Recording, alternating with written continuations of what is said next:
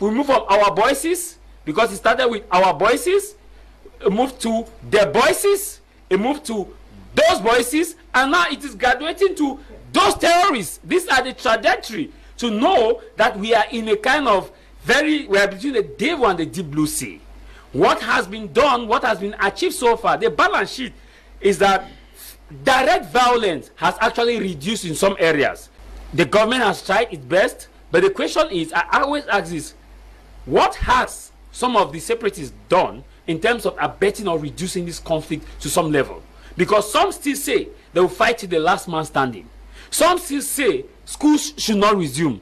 Some still say that hospitals should not operate in some areas. Some still stand on the fact that those who are actually preaching for elections are blackleg and should be treated in a kind of their own way.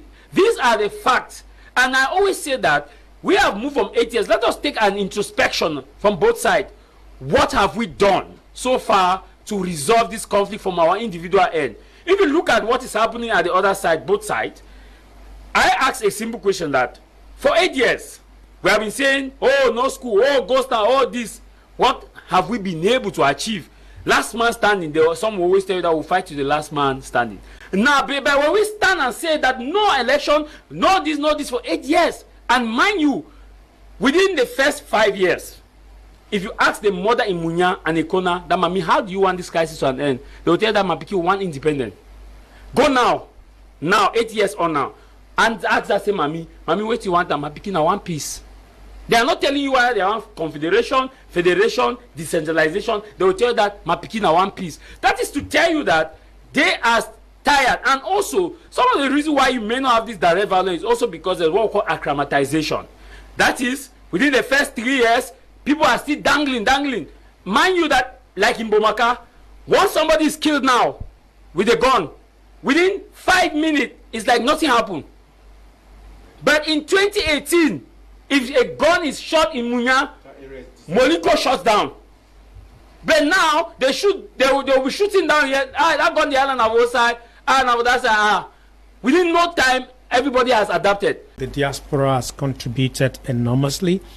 We know the famous names, even the aspect of the famous Gary Master who gave instructions for the hands of CDC workers to be chopped off. And so the diaspora has a responsibility in terms of turning down the rhetoric on the premise that when they say they will buy guns and doing fundraising, local government upon local government to do fundraising to buy guns, to give to who? They are in America buying guns for Cameroonians to kill Cameroonians. And this is what, Mr. Leo has gone a long way to embolden a cross-section of our brothers that are in the bushes. But from my personal experience, for those I've had time to talk with, these guys don't really want to divide Cameroon. I remember a video came up a few days back, I think it was reported on one of the blogs, where the picture of His Excellency President Paul Biya was seen in the home of a separatist fighter.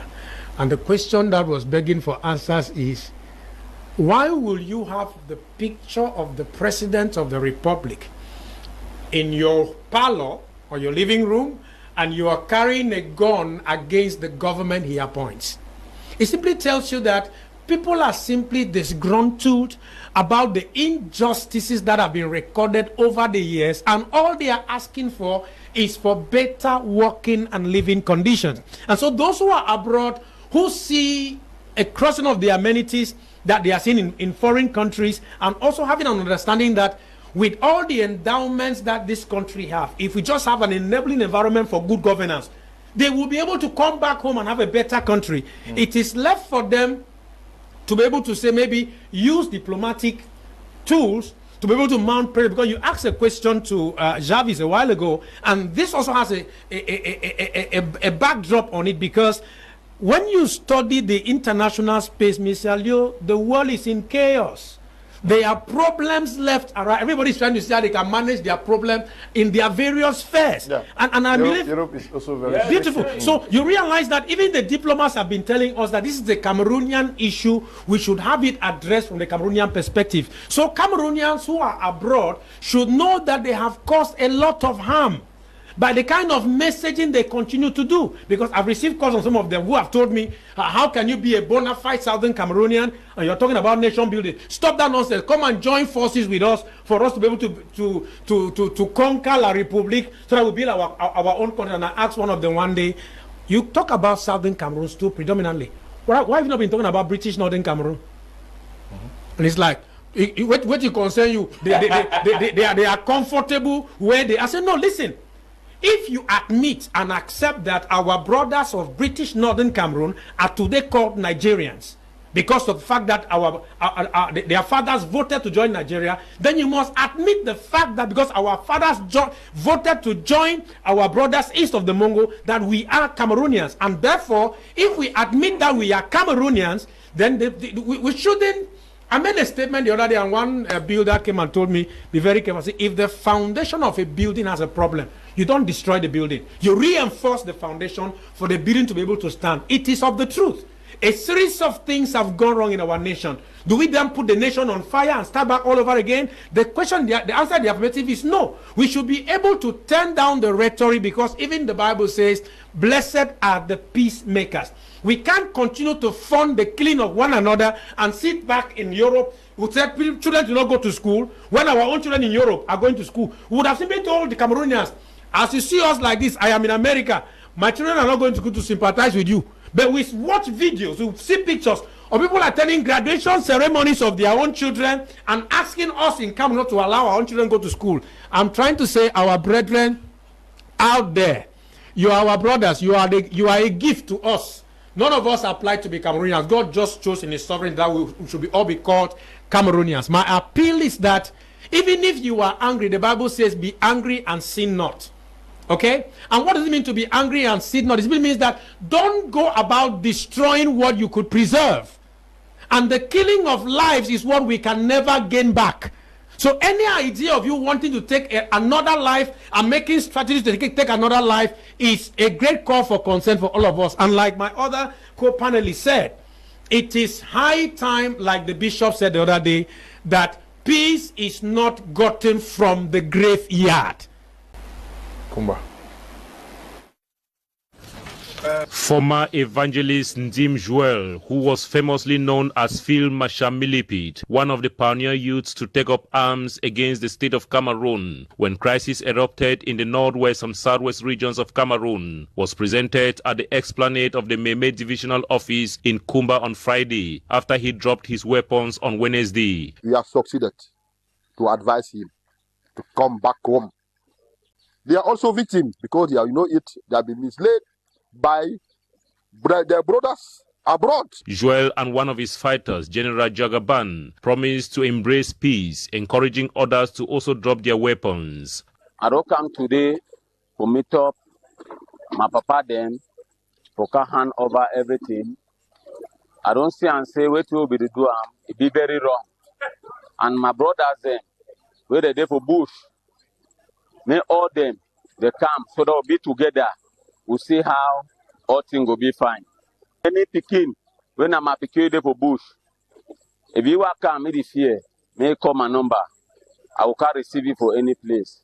You know, for bush, you feel sick, you know, get way for go hospital.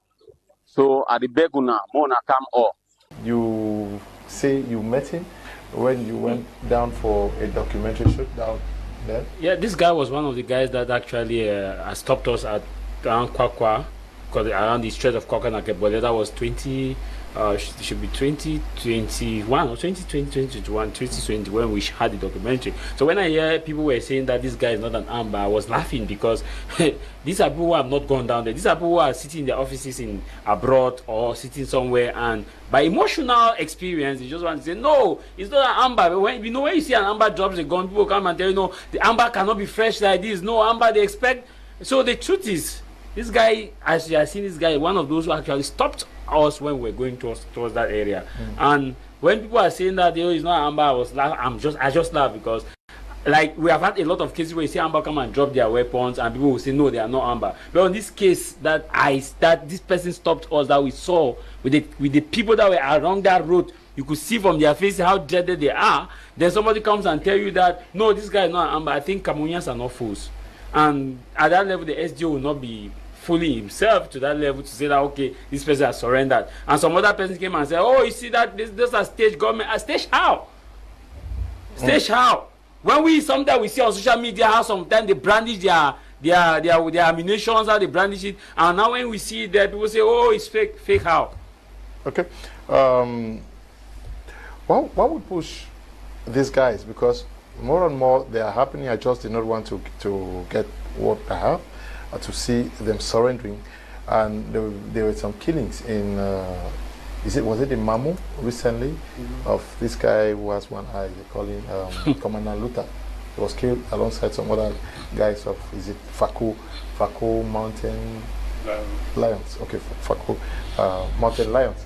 Yeah, what would push somebody who has been in the fight for over 80 years to come out publicly to drop his weapons? The reason why most of these guys would lay down their arm, as we are seeing, I think beginning 2021, where it is almost a monthly thing, it is because most of them have come to realize that those sponsoring them abroad are no longer what they had promised them at the beginning of the conflict. The act of dropping arms is very important, because if you look at the Nigerian Biafra Civil War that started in 1967, ended just within 3 years, was because the leaders saw that it was practically impossible for these to move forward, and looking at the way in which the people of the Biafra were being subjugated to inhumane treatment, for the sake of humanity, let us down our arms. And that's why we are making this appeal that for 8 years now, let us ask ourselves the question, as a people, what have we achieved as a people? As per community, what have we achieved? I can list plethora of issues that we have actually lost and which is affecting us. In the next years to come, if this continues, the Anglophone population will be totally assimilated, where it will be difficult to identify who an Anglophone is and who a Francophone is. For example, there are people, those of us here already in Douala, we find it sometimes difficult to speak in English. The children that have been born here, they are purely, some of our children that are in Douala, they are purely in French.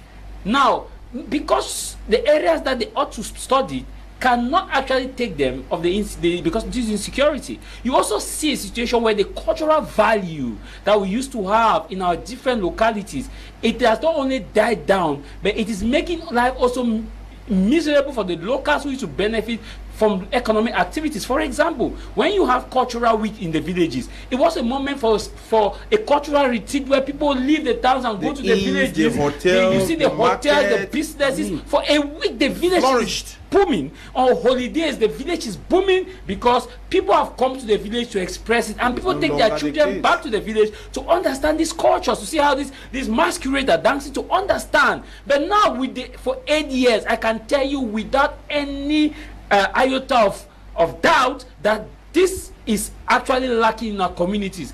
Also, the issue about the cultural value of venerating our death or those of our fallen compatriots in our culture. The Northwest had that cultural inclination that you cannot bury a son or daughter of the soil out of the region of origin. That's why in the Menchum or Way village where I come from, if somebody dies in Douala, even if that person has a mansion, that person will be transported back to the village. But let me tell you, in the advent of this crisis, we have had chiefs that have been buried out of their homes.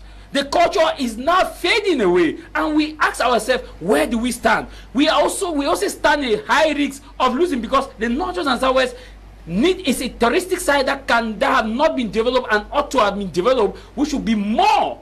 For example, Nemenchum 4 is a good touristic site that, if you look at the Ministry of Tourism, really plan that very well. It can be a good site. Look at the Bengui, look at the Twin Lake. These are areas that you can develop. You move across Northwest and Southwest, you have good touristic sites that you can give good money like Dubai. But we cannot exploit those services now. Why? Because the guns are busy, the guns are up, and we think as a people that we lost again. And I keep telling those who say we'll fight to the last man standing, and I tell them the same question. Let us look at Colombia, the FARC rebels. The FARC rebels in Colombia, Did they achieve what they ought to achieve? No. They fought for 20 years. Till now, they finally did not achieve. What did they do? They moved to a political movement. They decided not to take a political route. And that's why I'm calling to those who are having arms that, my dear brothers, 2025, it is the political year. 2026 is another political year. The power you have for Ghost Town, use this power to mobilize people in the northwest and southwest region.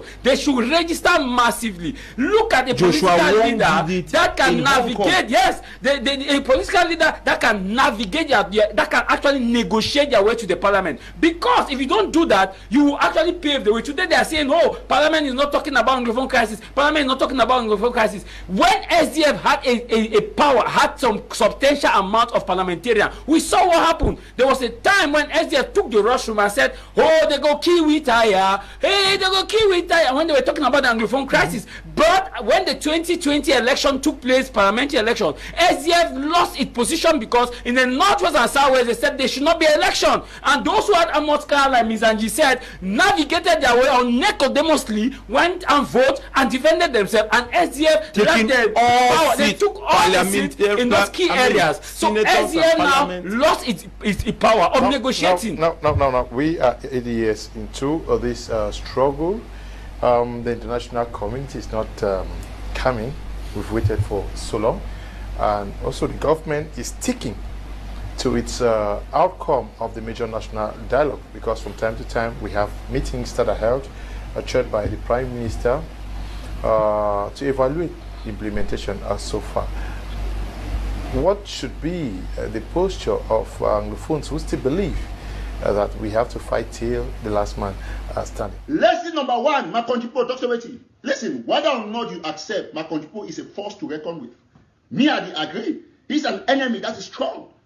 So, Ambazonians will thank my country people for the wonderful job. Now, we'll go ahead. But this is the reality. People listen to the devil himself, my country people of La Republique, more than they listen to some Ambazonian activists. This is the reality.